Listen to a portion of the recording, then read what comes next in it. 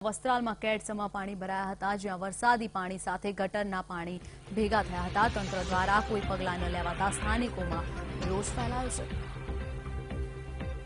જે રીતે અમદાવાદમાં ભારે વરસાદ પડી રહ્યો છે, ત્યારે અમદાવાદના વસ્ત્રાલમાં કેડસમાં પાણી ભરાઈ ગયા છે, જ્યાં વરસાદી પાણી સાથે ગટરના પાણી પણ ભેગા થઈ ગયા છે. આપને જણાવી દઈએ કે જે રીતે વરસાદના પાણી રસ્તાઓ પર ફરી વળ્યા છે, તેવી જ રીતે ગટર પણ બેક મારી રહી છે. તેના કારણે વરસાદી પાણી અને ગટરના પાણી એક સાથે રસ્તા ઉપર વહેતા થયા છે, તો સાથે જ કેડસમાં પાણી ભરાઈ ગયા છે, જેમાં વરસાદી પાણી અને ગટરનું પાણી ભેગું છે, જેના કારણે તંત્ર દ્વારા કોઈ પગલાં ન લેવાતા સ્થાનિકોમાં રોષની લાગણી જોવા મળી રહી છે. સ્થાનિકો દ્વારા તંત્રને અન્યવાર ફરિયાદો કરવા છતાં તંત્ર જાગતું નથી. તંત્ર દ્વારા કોઈ પ્રકારના પગલાં લેવામાં આવતા નથી. તેના કારણે સ્થાનિકોમાં રોષની લાગણી જોવા મળી રહી છે. જણાવી દઈએ કે અમદાવાદના વસ્ત્રાલ વિસ્તારમાં ગટરના પાણી અને વરસાદના પાણી એકસાથે વહી રહ્યા છે. રસ્તાઓ પર ઘૂંટણસમાં પાણી વહેતા થયા છે. આ સાથે સ્થાનિકોમાં રોષ જોવા મળી રહ્યો છે.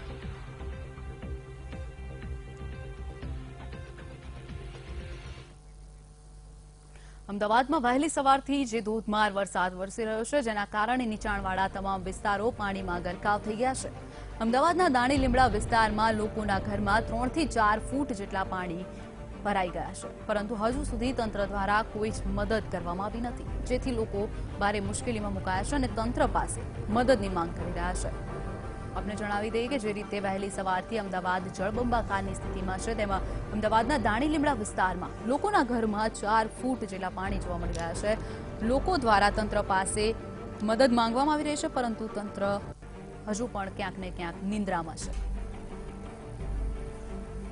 જણાવી દઈએ કે દાણી લીમડા વિસ્તારમાં પાણી ભરાવાની ઘટના સામે આવી છે. લોકોના ઘરોમાં પાણી ભરાઈ ગયા છે. લોકોની ઘર વખરી અસ્તવ્યસ્ત થઈ ગઈ છે, જેના કારણે લોકો પોતાના ઘરોમાં ભારે હાલાકીનો સામનો કરી રહ્યા છે.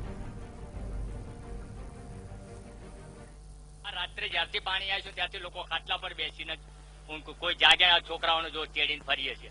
સવારે કોઈ ચા પાણી કોઈ દુકાન ખુલી નથી કે કોઈએ લોકોએ લગભગ લોકોને તો 95% કોઈએ ચા નથી પીધી.